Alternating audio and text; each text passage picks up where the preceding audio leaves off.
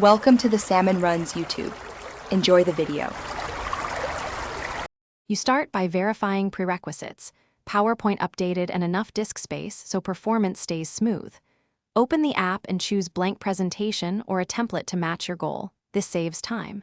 Once done, immediately save with a clear file name and pick PPTX as the format and choose a folder you'll remember.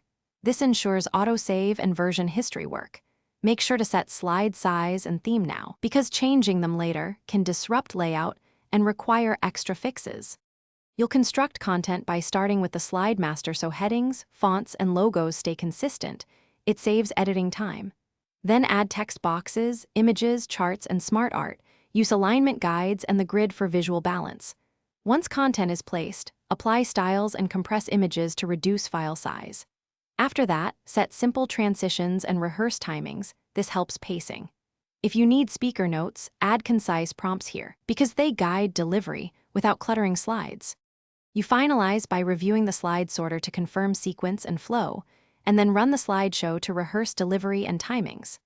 Once satisfied, export to PDF for handouts or to video for sharing. Use Presenter View when using an external display so notes stay private. If something breaks, slides misalign or fonts change, check compatibility mode, update graphics drivers, embed fonts, or reapply the theme. These fixes resolve most layout and playback problems quickly. Thanks for watching. Consider subscribing if we helped you.